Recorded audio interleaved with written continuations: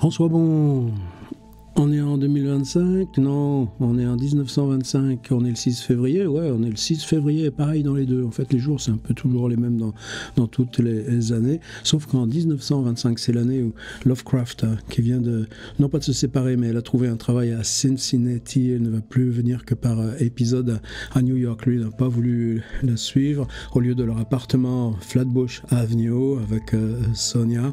Donc au bout de 6 mois de vie conjugale, il prend un studio là sur Brooklyn Heights et puis vit avec sa bande de jeunes auteurs comme lui, fédérés par une revue qui va petit à petit s'imposer, Weird Tales, un magazine populaire, mais au moins on peut écrire, on peut publier. Et toute cette année, puisque le 6 janvier 1926, waouh, enfin le repos pour vous, enfin le repos pour moi. On n'a plus que 11 mois à faire. Pile. Il tient dans un tout petit calepin. Moi, j'en suis un peu fétichiste de ces petits calepins. Mais j'ai mis du temps, mais j'en ai trouvé un là de 1925, exactement de même format, de même contexture que celui que j'ai tenu en main tout l'été 2015 en commençant à travailler là sur ce diary de Howard Phillips Lovecraft, des toutes petites barres horizontales, des toutes petites cases où chaque jour il empile de façon logographique ce qu'il fait, qui il a rencontré, autant de pistes, lui, dont il se sert ensuite pour rédiger lui-même les lettres copieuses. Oui, mais c'est aussi un journal. C'est-à-dire, c'est comme s'il écrivait pour lui un journal, une fois tous les 10 jours, beaucoup plus développé, et qu'il envoie à ses deux tantes restées à Providence, Lillian, Annie.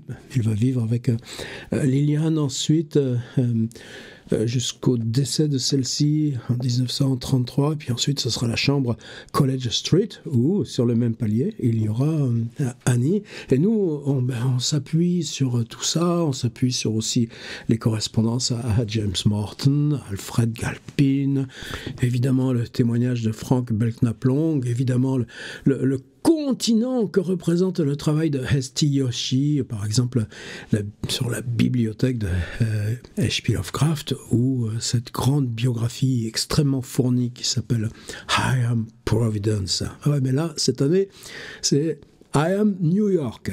Et on va aussi visiter un autre livre, celui de George Kirk, donc ce gars qui a déjà commencé à être libraire à Cleveland, il n'a pas un grand avenir, il est fiancé à une Lucille Dvorak, parce qu'on va le voir lui écrire, il écrit tous les jours, sa chérie restait à Cleveland, et dans la chambre juste au-dessus de New York, ça fait une dizaine de jours qu'il est installé, eh bien il stocke les livres qui vont lui servir à installer son commerce de librairie. Et ça, aujourd'hui, on va faire un petit accent dessus.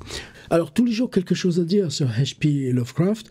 Ben, évidemment, ça dépend de ce que lui nous dit, de ce qu'il fait.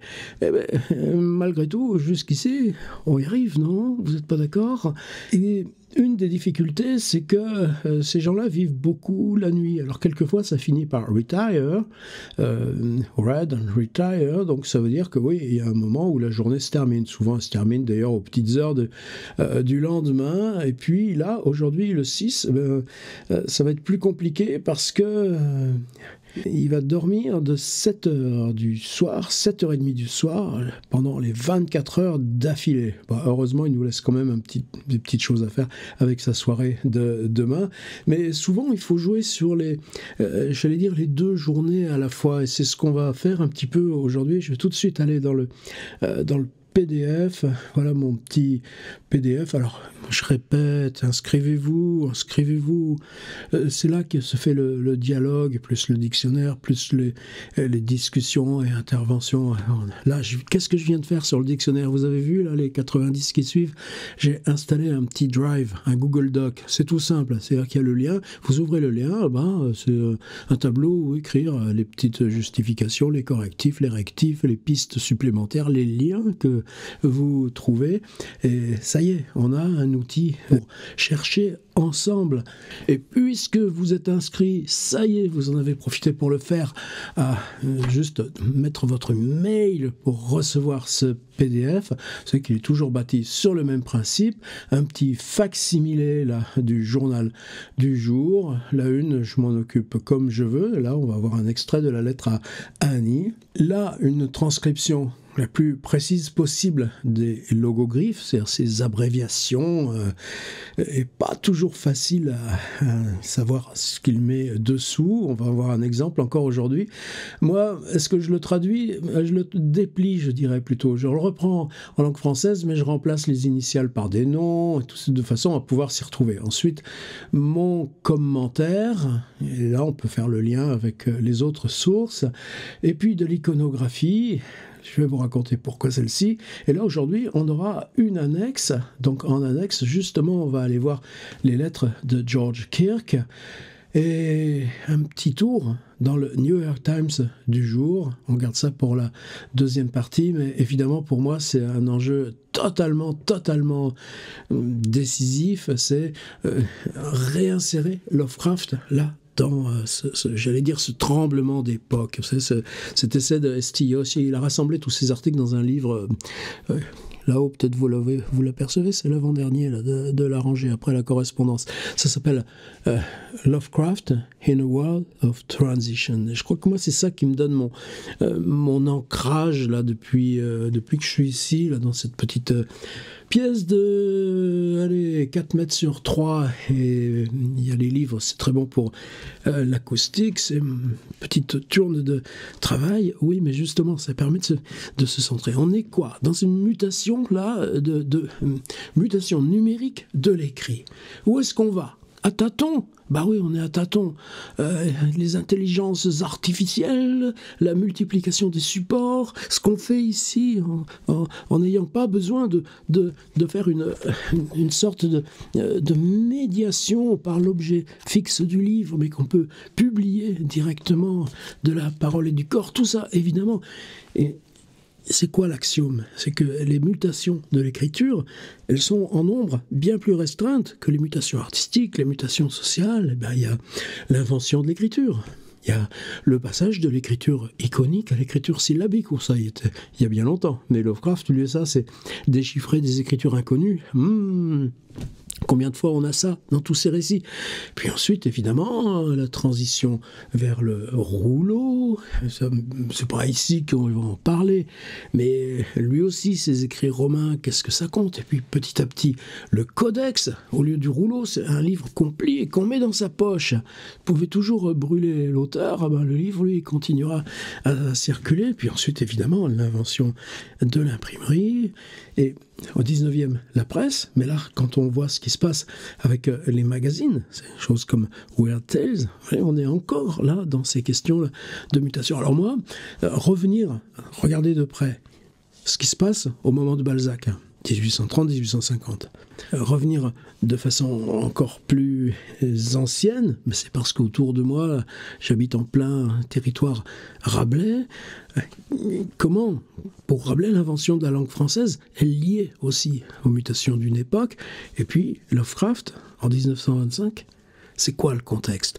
Et moi, mon point d'ancrage, peut-être qui serait moins sur Rabelais, sur Balzac, ou sur Proust, ou sur Lovecraft, que sur cette question-là de dire si on regarde les transitions en elles-mêmes, c'est-à-dire comment s'invente l'écriture et pourquoi et comment l'écriture s'invente comme ça. Dans Lovecraft, il y a des téléphones, il y a des radios, il y a des trains, il y a des avions. Mais peut-être qu'on a une chance de comprendre le mécanisme même, non pas de la transition, mais de comment, là, le langage, l'invention de récits peut être en prise avec le monde, y compris dans les choses inqualifiables, comme le racisme de Lovecraft. Vous voyez notre dernier, tout récemment, la lettre que j'ai transcrite, là, que j'ai reproduite dans le petit PDF du 1er février. Allez, maintenant, on y va de plus près. On va regarder ce qui se passe donc pour Lovecraft. Alors, tout simplement cette lettre à sa tante, donc à cheval sur les 2 jours.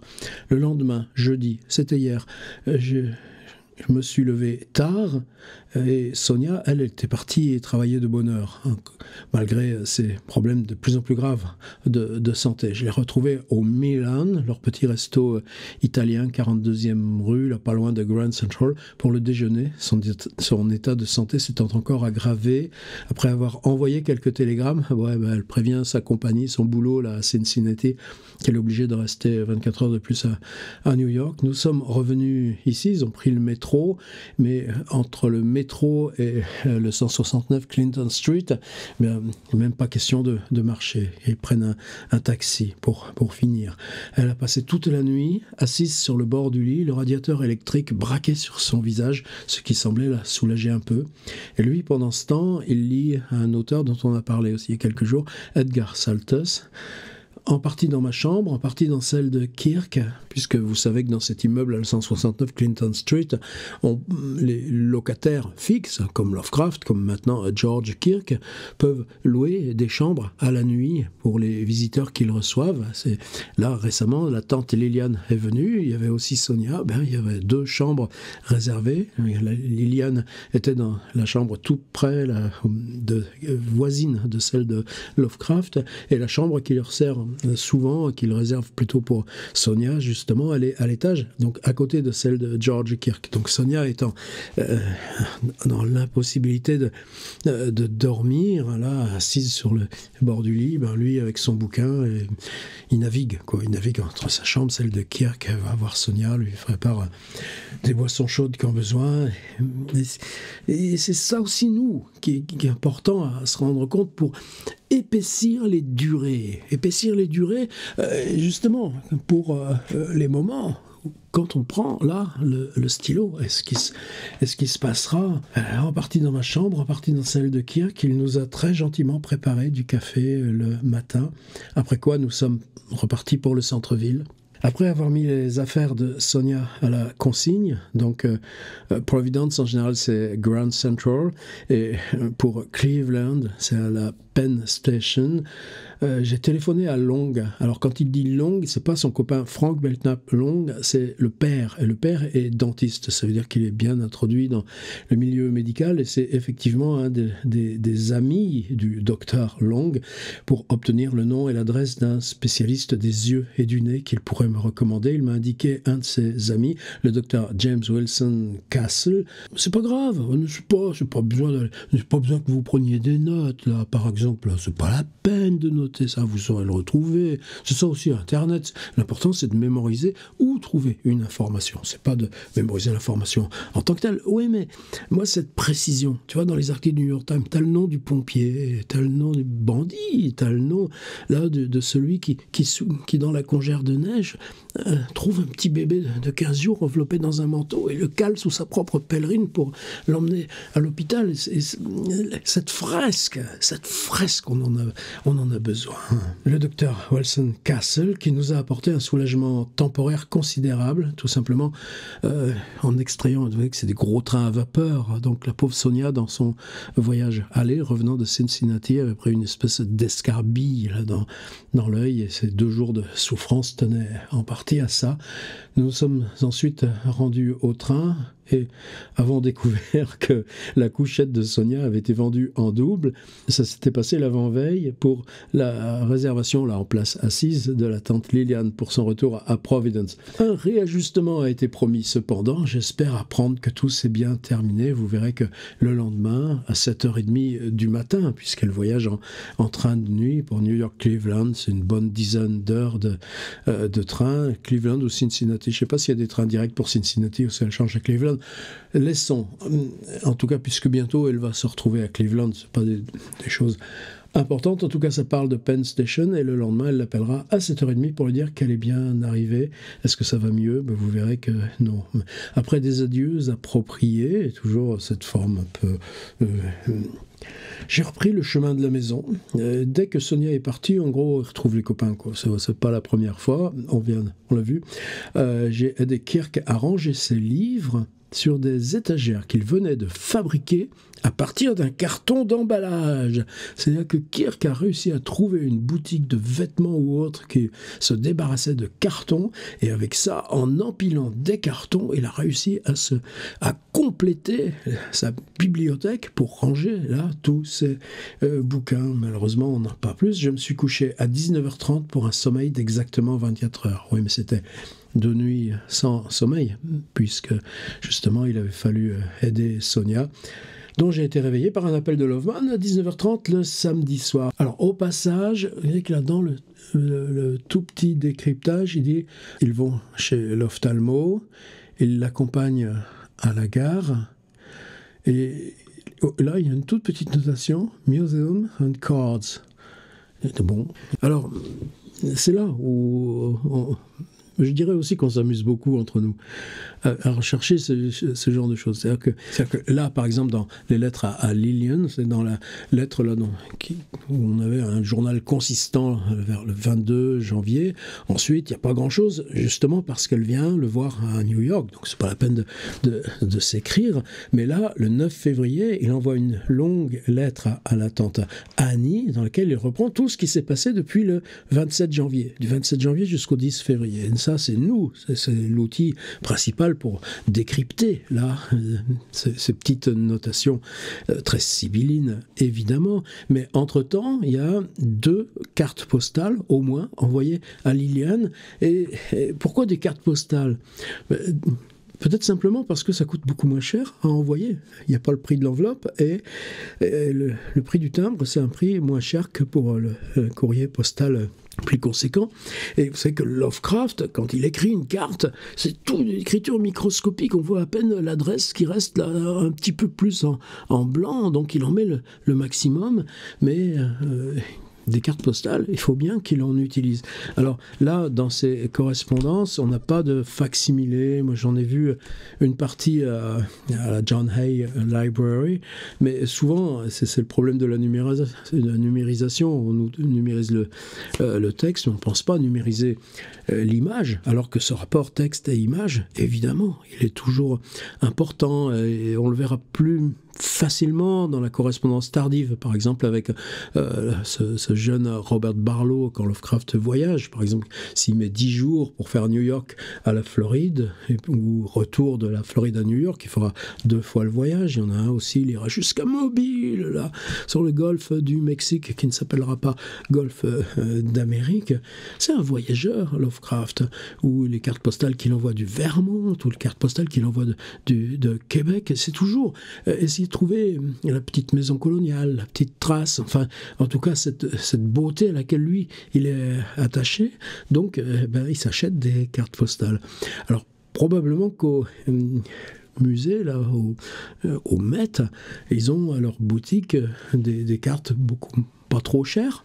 Ben ouais, parce qu'on compte tout, et qui sont, au contraire, lui, qu'est-ce qu'il aime, ces cartes, si c'est, par exemple, des sculptures égyptiennes, etc. Et là, dans les transcriptions de Esti Yoshi, toujours gratitude, je ne sais pas si je vais remettre la main dessus, là, comme ça, à la volée, on laisse je l'ai cité souvent, tenez. Voilà, par exemple, carte postale à Lillian, 25 janvier 1925, et là, Yoshi note scrupuleusement, front, c'est-à-dire recto, le Times Building. Et moi, j'avais mis des cartes postales du building de Times quand on a cité la carte postale. La deuxième carte postale, le 9 février, donc dans 2 jours, eh bien, ce qu'il a marqué front, Chides, the rendezvous of the elite on the boardwalk at Coney Island. Eh bien, une grosse cafétéria de Coney Island, et ça, bien sûr, 1925, qu'on ira ensemble avec lui à Coney Island. On peut pas tout faire le même jour si c'est un journal d'1 an. Bon, tout ça pour dire que moi, c'est ces petites indications. Il achète des cartes postales, oui, parce que par exemple, il y a ça, leur ami Morton, qui vient d'être nommé directeur d'un musée, un musée de la ville de Patterson. Ça va revenir beaucoup dans les jours à venir, peut-être tout simplement il a besoin d'envoyer une petite carte de félicitations à Morton.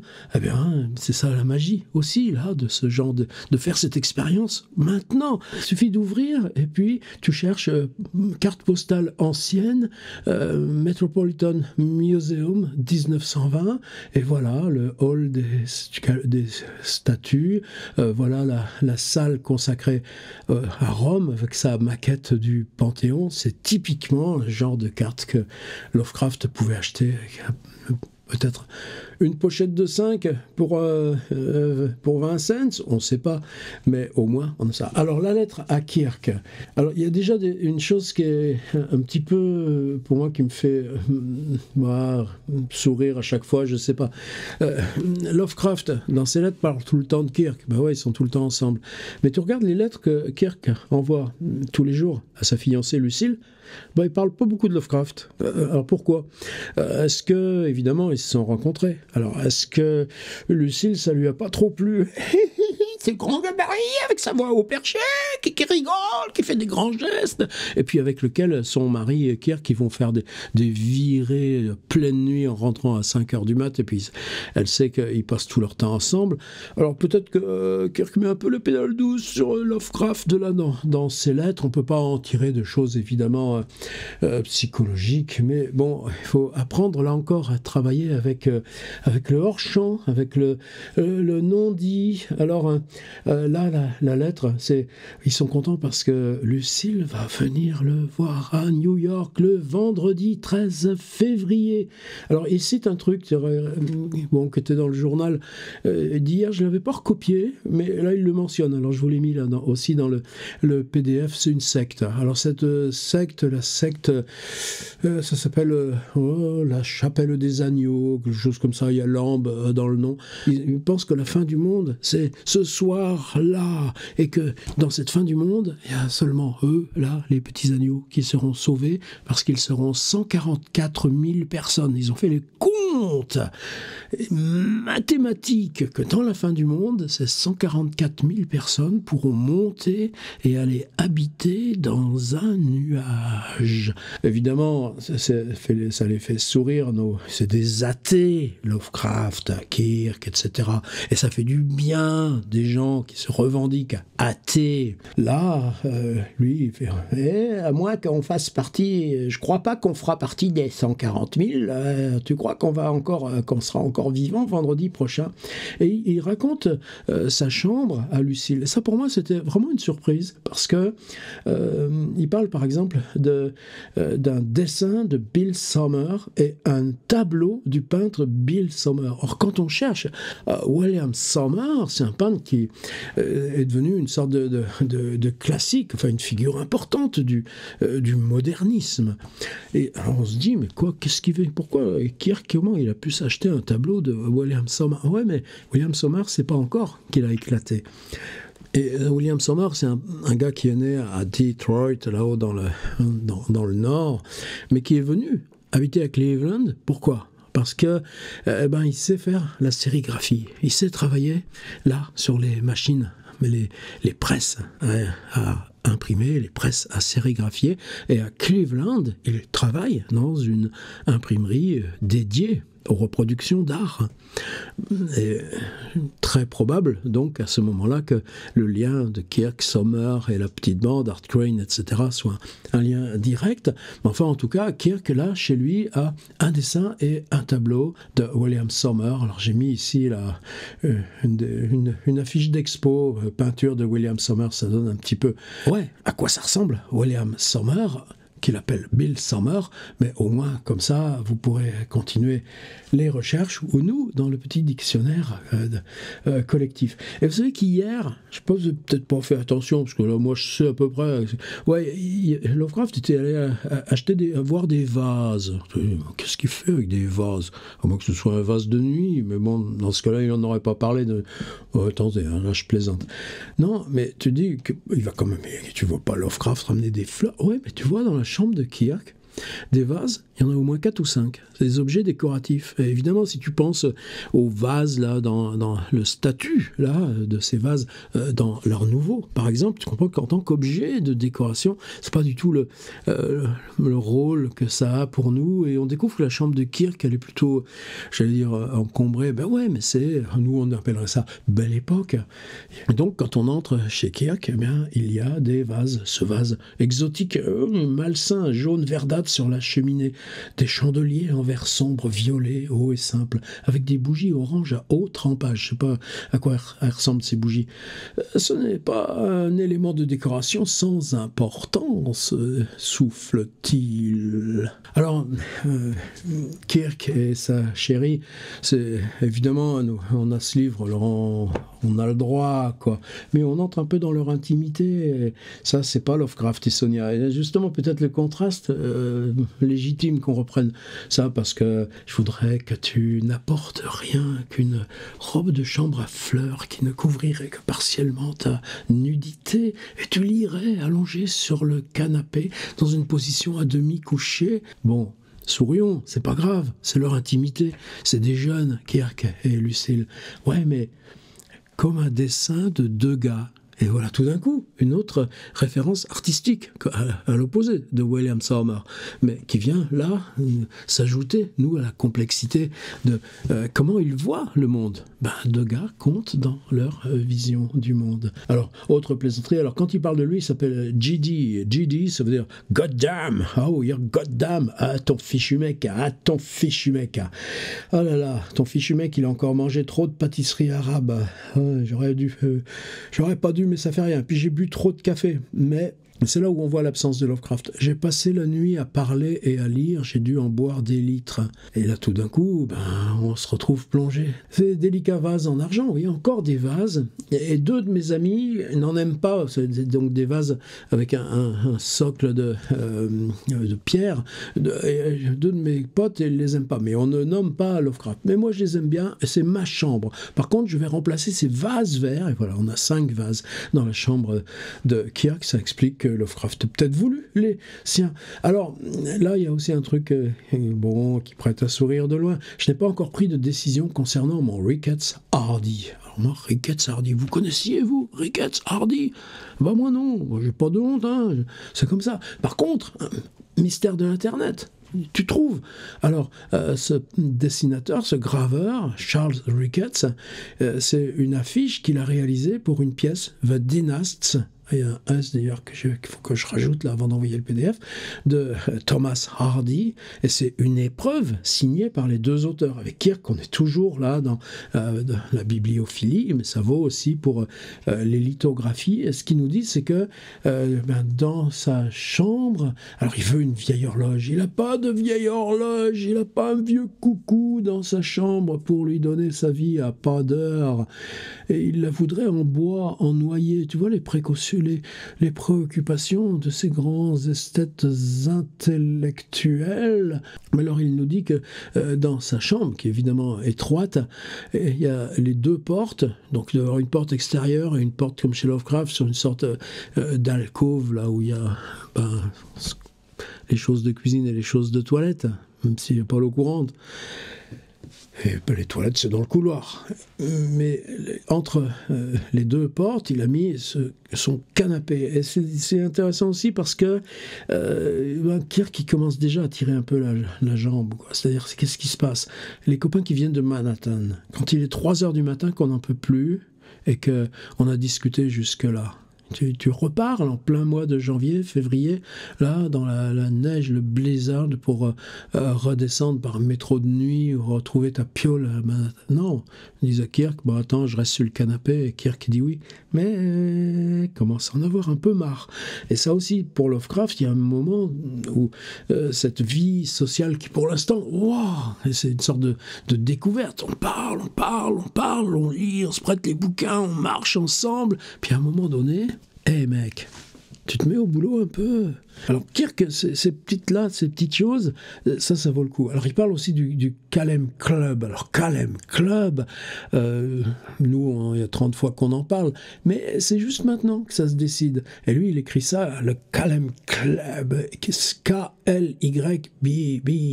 Alors, pourquoi? Parce que K comme Kirk ou Kleiner, L comme Lovecraft ou Leeds ou Loveman, M comme Morton ou McNeil. Ils viennent de s'apercevoir que tous les membres, là, toute la bande de copains, l'initiale de leur nom propre, c'est soit K, soit L, soit M. Tiens, bizarrement, le H de Sonia, il est parti. Une demi-douzaine d'amis doivent être là ce soir. Ah, ils seront encore 6 à la maison, à fumer, à boire du café. Et il dit, alors c'est là où tu vois un petit peu d'hypocrisie vis-à-vis de Lucille, ils sont borz. Sauf moi qui ne suis pas borz, parce que moi je suis ton ami. Voilà. Alors un petit tour, et j'ai donc là ce beau poster de Ricketts Hardy. Et c'est vrai que moi, même si c'était signé et par Ricketts et par Hardy, l'affiche de The Dynast, j'aurais ça là dans ma chambre, bon, je trouverais ça un peu lourd. Alors maintenant, New York Times. Il est temps, vous allez me dire. Alors j'ai pris là, oui, trois articles et un autre. Ça fait 4 articles plus une pub. Je les collectionne un petit peu dès lors qu'il s'agit d'écriture. Là, c'est les stylos Parker. C'est pas le cas de Lovecraft qui s'en tient au Waterman, mais ça fait rien. Regardons un peu le New York Times.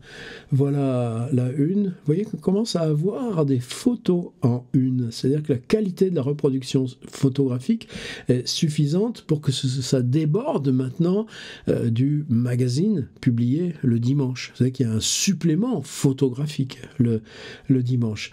Alors il y a quoi sur cette une? Évidemment, Floyd Collins, ça fait une semaine que le pauvre Floyd Collins est coincé, là, littéralement enterré vivant, sauf le buste, la tête. Et, par moment, il commence à plus répondre, plus appeler. Et par contre, il y a cette opération de sauvetage, mais vous voyez comment ça se nourrit réciproquement, c'est-à-dire la sollicitation, le fait qu'on puisse transmettre au jour le jour dans tous les journaux des États-Unis ce qui se passe pour le sauvetage, fait que le sauvetage lui-même devient une sorte, évidemment, de course contre la montre, mais de course contre la montre où on y va, on met le paquet aussi parce qu'il s'agit d'un événement que la diffusion dans les journaux dote de son instance symbolique, beaucoup plus que la vie d'un jeune spéléologue averti, mais qui prend tous ses risques en permanence. Il y a eu déjà plusieurs accidents de grottes, mais en même temps, c'est lui le découvreur de tous ces gouffres américains. Eh bien, il y a 75 bons hommes à la surface. Qu'est-ce qu'ils font? Ils ont des machines, des foreuses, et ils sont en train de percer un tunnel oblique qui puisse leur permettre d'approcher là d'où Collins est prisonnier et d'extraire Collins par ce tunnel artificiel. Et il leur manque encore 3 mètres. Je ne sais plus à quel... je crois qu'il est à 17 mètres sous la terre, quelque chose comme ça, Collins. Il leur faut encore une dizaine d'heures. Est-ce que Collins va tenir? Et là, ce récit, c'est-à-dire l'instance du réel dans le récit, devient une instance temporelle. Et pour nous, c'est pas là où on voit pas ni les foreuses, mais par contre, le récit lui-même devient cette instance du tragique par le compte à rebours, par le temps. Et c'est pour ça que pour moi, c'est indépendamment de tout ce qu'on a pu dire ces 2 jours là sur le statut de l'enfoncement sous terre dans les récits de Lovecraft, ce fait divers là, la mort, puisque c'est comme ça que ça va se finir, de Floyd Collins, est devenu événement tragique à échelle nationale. Là, pour moi, on le vit aussi au jour le jour. Et eux, je pense pareil, puisque Lovecraft, dans 3 ans, on le verra aller explorer les Endless Caves là, de Virginie, qui sont aussi des gouffres calcaires, arpentés, cartographiés, découverts par Floyd Collins. J'ai pris aussi cet article, alors là, ils l'ont mis en haut de la une. Ça concerne la France, c'est pas si souvent, je le grossis. La France vient de promulguer, on est en 1925, on est 7 ans après l'armistice de 1918, une amnistie pour les déserteurs. Lisez Didier Davinx et tout ça, vous savez, tous ces types qui étaient fusillés par les Français. C'est-à-dire que quelqu'un qui désertait au front, c'est comme aujourd'hui sur le front russe de l'Ukraine, mais c'est seulement maintenant que ces déserteurs ont les amnisties. Et puis tout d'un coup, voilà un gars à Paris.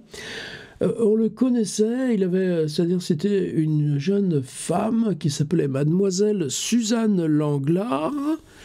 Et Mademoiselle Suzanne Langlard, ses copines, elles l'appelaient la garçonne. Elle travaillait, Madame Suzanne Langlard, dans un grand magasin de mode. Eh bien, la garçonne, ça y est, maintenant que le décret d'amnistie est publié, dit non, je m'appelle Paul Grappe, G-R-A-2-P-E, et donc depuis 1914, il a passé exactement 10 ans dans cette vie clandestine, dans se déguisant en femme, et vivant avec d'ailleurs sa copine. Bon, vous verrez le détail, c'est pas un truc, mais bon, c'est des petites choses voilà, de la France que je découvrirai aussi là. Encore cette histoire, la Prophet differs end on the world 1 week. C'est ça l'allusion je ne l'ai pas mentionné, dans la lettre de Kirk, c'est-à-dire ça devait être ce soir la fin du monde, mais non, le prophète de la confrérie des agneaux, je ne sais plus quoi, the saints of other planets. Les saints de l'autre planète, mais à l'ambre quelque part, vous le trouverez dans le petit facsimilé là, de l'article dans mon PDF. Non, rassurez-vous, c'est seulement dans 5 jours. On a une semaine de délai, d'où le truc de Kirk qui dit « Ouais, viens, le vendredi 13, on sera encore là sur Terre, et puis on verra bien si on est dans les 144 000. » Et à côté, bien, cet article, c'est que là, alors c'est celui que j'ai traduit, c'est-à-dire j'ai traduit la suite de celui que j'avais traduit hier. On est donc dans l'Ohio, à l'université d'État de l'Ohio, mais c'est donc Cleveland, c'est aussi là où sont passés Keir Kaufman, Hart Crane, etc. Il y a une infirmerie. Et dans cette infirmerie, il y a des gélules, et quand il y a un petit bobo, quand il y a un rhume, quand il y a une grippe, qu'est-ce qu'on fait ? On donne une gélule avec dedans de l'aspirine. C'est comme le Doliprane, mais avant c'était de l'aspirine et maintenant c'est autre chose. Bon, c'est pas grave. Mais en tout cas, il n'y a rien de plus banal, ce qui fait que les armoires à pharmacie sont ultra gardées, mais l'armoire où il y a l'étudiant qui arrive, t'as quelque chose ? Attends, prends un peu d'aspirine, prends-en trop. Ouais, mais qui c'était les mauvais farceurs qui avaient injecté de la strychnine dans ces gélules? Et là, tout d'un coup, ça devient quelque chose d'extrêmement sérieux. Bon, vous regarderez aussi pour une journée pendant laquelle Howard Phillips Lovecraft, qui s'endort à 19h30, est paré à se réveiller à 19h30. Le lendemain, non. À demain alors.